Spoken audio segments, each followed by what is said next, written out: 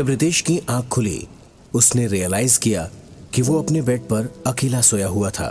सुबह के 6 बज चुके थे। रितेश को अपने एक्सीडेंट और आरव और सुप्रिया की मौत के बारे में सब कुछ याद आ रहा था। वो धीरे से बेड से उठा और हॉल की तरफ बढ़ा। सुप्रिया, सुप्रिया। हॉल में आते ही उसने सुप्रिया को सोफे में बैठे देखा। रितेश को देखकर वो उठी और उसकी तरफ चलने लगी। रितेश के कदम अपने आप पीछे जाने लगे। रितेश, मुझे उस आदमी ने सब बता दिया है। तुमने मुझे कार एक्सीडेंट में मारने की कोशिश की थी ना? नो सुप्रिया, मुझे पता नहीं क्या हो गया था। मैंने उस एक्सीडेंट में हम तीनों को मारने की कोशिश की थी, लेकिन क्या? अगर मैं मर जाती तो तुम कैसे रहते मेरे बगैर? रितेश की नजर घर के दरवाजे पर पड़ी।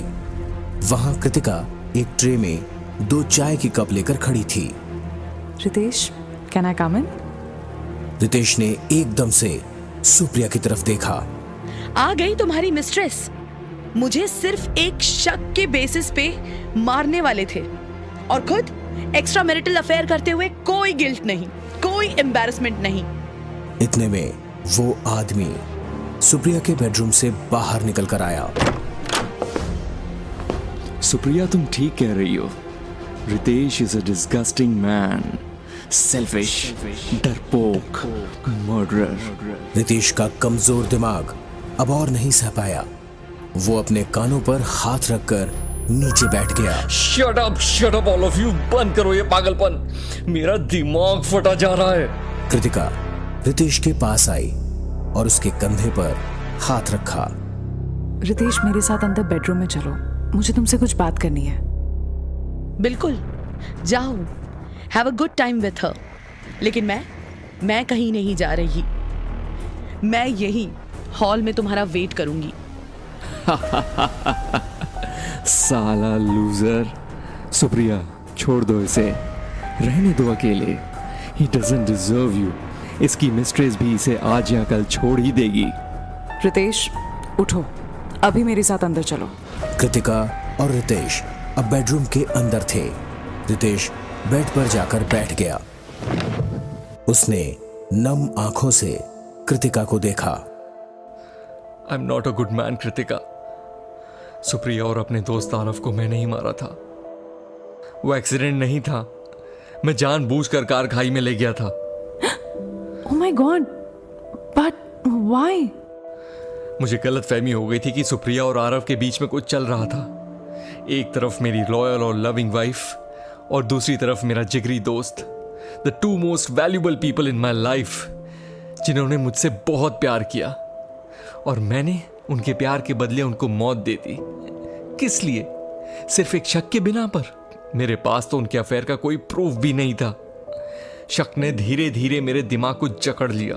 मैं उन दोनों को मार देना चाहता था और खुद भी मर जाना चाहता था। सोचा था उस एक्सीडेंट में हम तीनों की जान चली जाएगी, लेकिन अफसोस, मरे वो दोनों और छोड़ गए मुझे जिंदा। इतना कहकर रितेश रो पड़ा। वो इस तरह से रोया जैसे उसने अपनी सुप्रिया को आज खोया था। कृतिका ने रितेश को गले लगा लिया।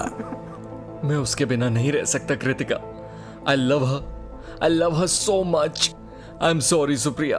I'm so sorry my baby. Kritika ने कुछ देर के लिए रितेश को अकेला छोड़ दिया। थोड़ी देर बाद वो उसके कमरे में वापस आई। रितेश गुमसुम सा खिड़की के पास खड़ा था। कृतिका उसके सामने जाकर खड़ी हो गई। Ritesh, you will be fine, I promise. मानती हूँ कि तुमने जो किया वो गलत था, लेकिन वो कोई सोची समझी साजिश नहीं थी। एक पल में लिया हुआ एक वीक डिसीजन था। तुम ठीक से सोच नहीं पाए और तुमने वो गुनाह कर दिया। और अब तुम्हारे अंदर का डर या गिल्ट तुम्हें सता रहा है। रितेश, अगर तुम चाहो तो मैं तुम्हें ठीक कर सकती हूँ। ठीक कर सकती हो मतलब? मुझे क्या हुआ है? हमें वैसे भी सबसे पहले सुप्रिया की आत्मा को मुक्त करवाने में उसकी मदद करनी होगी। रितेश, मेरी बात ध्यान से सुनो। तुम्हारे हॉल में जो इस वक्त सुप्रिया मौजूद है वो कोई आत्मा नहीं है। क्या आर यू सेइंग कि वो जिंदा है? नहीं, वो जिंदा भी नहीं है। Then what is it Kritika? तुम कहना क्या चाह रही हो?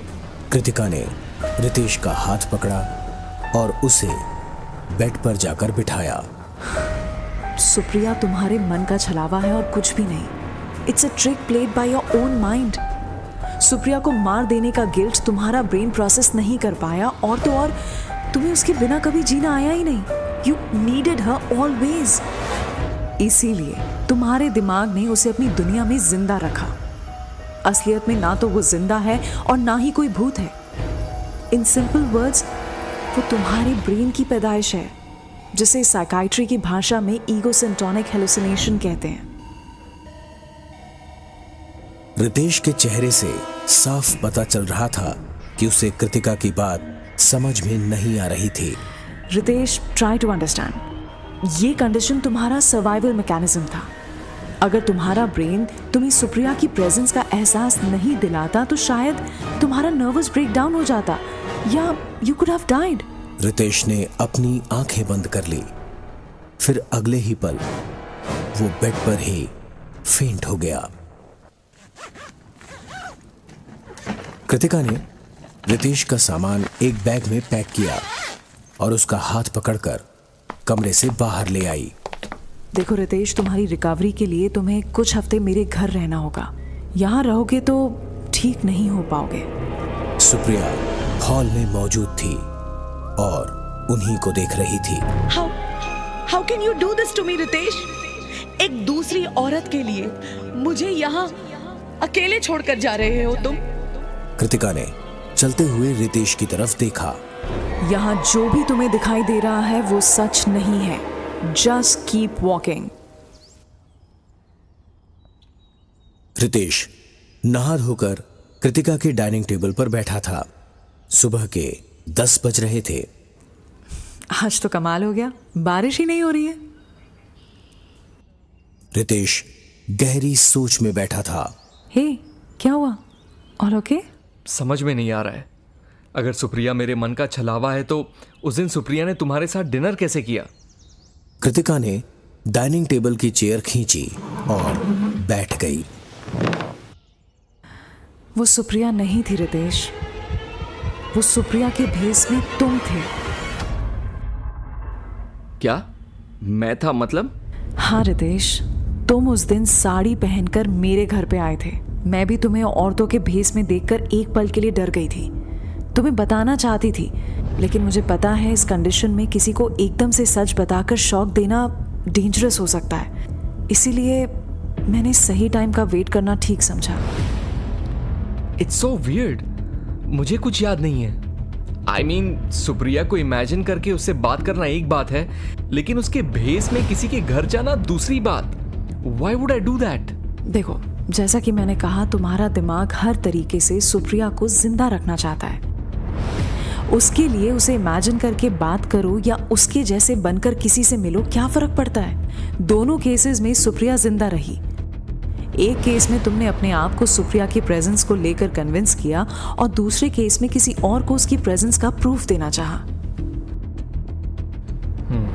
और वो आदमी हु और व्हाट इज ही, उसका क्या एक्सप्लेनेशन है? कृतिका ने हॉल की शेल्फ की ड्रॉअर से एक कागज निकाला। ओके, याद है तुमने जब उस दिन उस आदमी को डिस्क्राइब किया था और मैंने स्केच बनाया था? हाँ, लेकिन तुमसे स्केच बना कहाँ था? बना था, बस तुम्हें दिखाया नहीं था। ये देखो।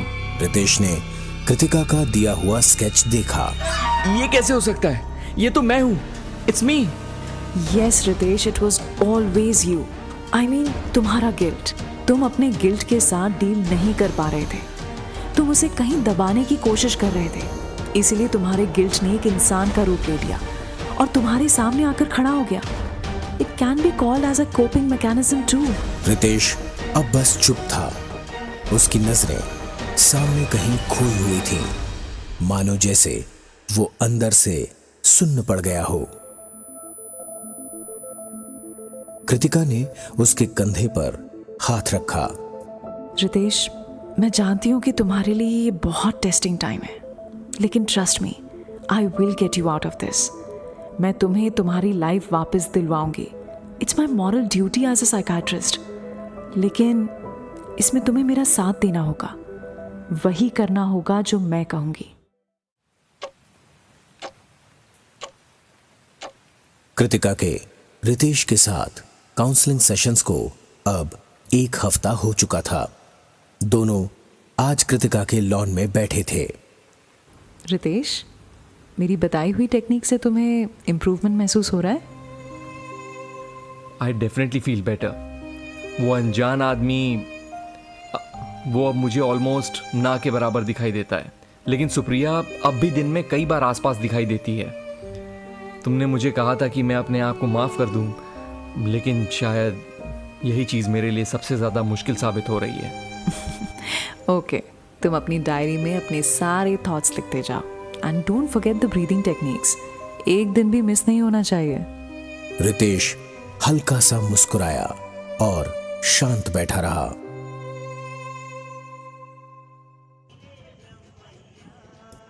दोपहर के 12 बज रहे थे। गांव के मार्केट से कुछ सामान लेकर रितेश ने पनवाड़ी से एक सिगरेट खरीदी।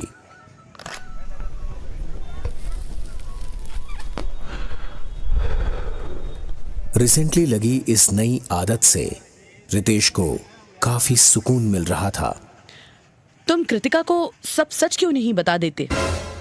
रितेश ने पीछे मुड़कर देखा, लेकिन फिर वापस सामने देखने लगा। जो बोलना है बोलती जाओ सुप्रिया, मुझे पता है तुम रियल नहीं हो। सुप्रिया अब उसके सामने आकर खड़ी हो गई। देखा, उसने तुम्हें मुझसे दूर कर ही दिया ना।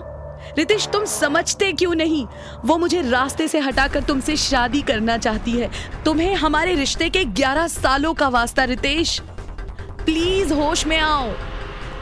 रितेश ने अपने पैरों तले सिगरेट मस ली। तुम रियल नहीं हो सुप्रिया। रितेश जाकर कार में बैठ गया।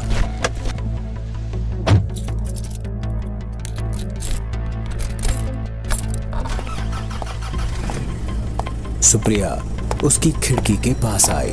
रितेश, बस एक बात बता दो, क्या तुम मेरे बिना जी पाओगे?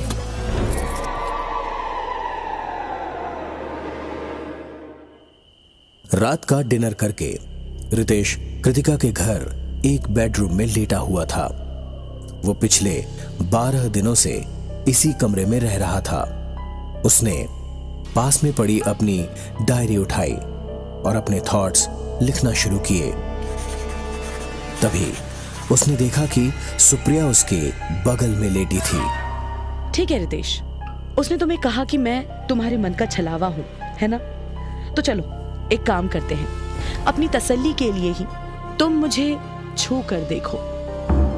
ये सुन के रितेश ने एकदम सुप्रिया की तरफ करवट ली। उससे थोड़ी देर देखकर उसकी आंखें नम हो गईं।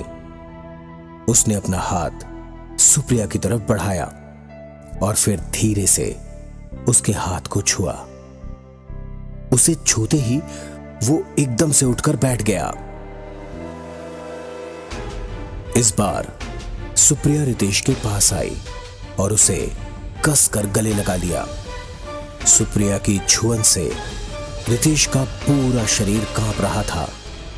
उसको एक बार फिर सुप्रिया के साथ बिताए सारे मोमेंट्स याद आने लगे। उनका प्यार, शादी, साथ में हर चीज करना। धीरे धीरे वो उसकी बाहों में समा गया। एक दूसरे के टच से दोनों काफी इमोशनल हो गए थे। पूरी रात दोनों एक दूसरे की बाहों में सोए। रितेश को याद नहीं था कि इतने सुकून से वो पिछली बार कब सोया था।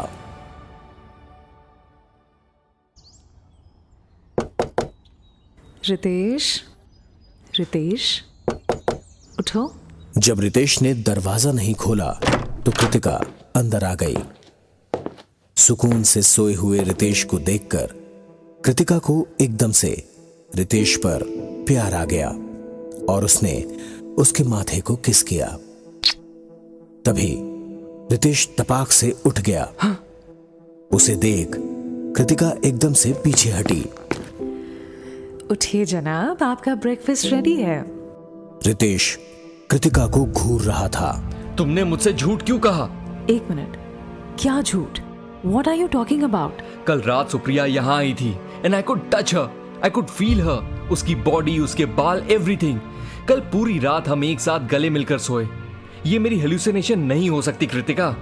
Why did you lie to me? Kritika उसके साथ बेड पर बैठी। आई गेस ये मुझे तुम्हें पहले बता देना चाहिए था।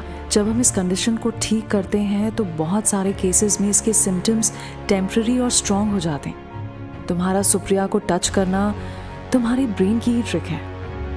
रितेश ने देखा कि सुप्रिया कमरे में दाखिल हो चुकी थी। Ritesh, do it, just do it. ये हमें कभी साथ में नहीं रहने देगी। I am telling you, just do it Ritesh. Supriya की बात सुनकर रितेश ने झट से अपने तकिए के नीचे से एक चाकू निकाला। चाकू देखकर कृतिका डर गई। बैठे हुए उसके पसीने छूटने लगे। You are right सुप्रिया, इसने मुझे तुमसे दूर करने की कोशिश की। रितेश ने फिर धीरे से कृतिका को देखा। मेरी सुप्रिया से दूर रखा, वो सुप्रिया जो मेरी लाइफ है, जिसके बगैर मैं रह नहीं सकता। क्या लगा तुम्हें मैं तुम्हारे पास आ जाऊंगा? How could you do this to me Kritika? Kritika भागने को हुई, लेकिन रितेश ने तेजी से उठकर उसका हाथ पकड़ लिया। Ritesh, don't do this. बात को समझो, यहाँ कोई सुप्रिया नहीं है। रितेश, इसकी बातों में मत आना। रितेश, इसकी बातों में मत आना। किल हर, किल द बिच। रितेश ने कृतिका पर वार करने के लिए चाकू वाला हाथ ऊपर उठाया, लेकिन तभी उसके सामने वो आदमी आया जिसे कृतिका ने रितेश के गिल्ट का रूप बताया था। बचपन में दोस्त के कुत्ते को, फिर आरव और सुप्रिया को, और अब कृतिका को। कितने खून करोगे तुम? चलो अब सोच क्या रहे हो? मार दो इसे भी, क्योंकि तुम तो भगवान हो। तुम्हारे लिए जो गलत है उसकी जान लेने का तुम्हें पूरा हक है। क्या बकवास कर रहा है तू? मैंने जो भी किया सब सही था। मुझ पर यकीन नहीं हो रहा है तो पूछ ले सुप्रिया से। इतने में कृतिका ने रितेश की पकड़ से अपना हाथ छुड़ाया और कमरे से भाग गई। सही और गलत की पहचान है तुम्हें? पहचान होती तो मालूम नहीं होता कि तुम गलत हो। अफेयर तुमने किया, सुप्रिया ने नहीं। जिगरी दोस्त पर शक तुमने किया, आरव ने नहीं। बेकसूरों के मर्डर तुमने किए, किसी और ने नहीं। इसकी बात सुनने की कोई जरूरत नहीं है। ये आदमी बकवास कर रहा है। रितेश, जाओ जाकर कृतिका को पकड़ो और खत्म कर दो उसे। Come on, fast. नहीं रितेश, तुम जानते हो सही क्या है और तुम्हें वही करना होगा। नो रितेश। रितेश ने सुप्रिया की आंखों में देखा और एक ही झटके में चाकू अपनी गर्दन में फेर दिया। रितेश, ये तुमने क्या किया?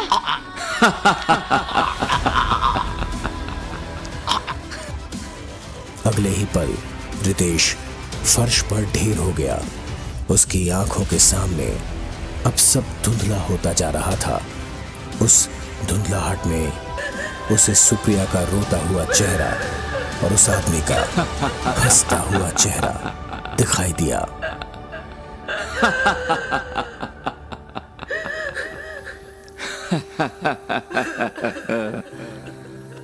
Ritesh, you're a good man. You're a good man.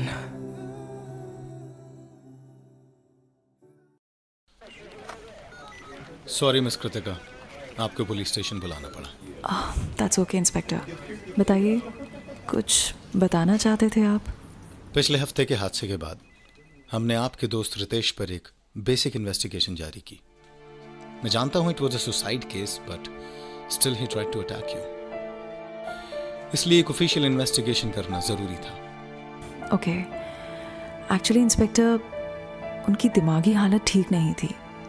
उन्होंने जो भी किया अनकॉन्शियसली किया। I am sure. एनीवेज, हमने उनके रिकॉर्ड्स चेक किए और हमें एक अजीब सी इंफॉर्मेशन हाथ लगी। कैसी इंफॉर्मेशन? उनकी वाइफ और दोस्त जिंदा हैं और मुंबई में ही रह रहे हैं। क्या?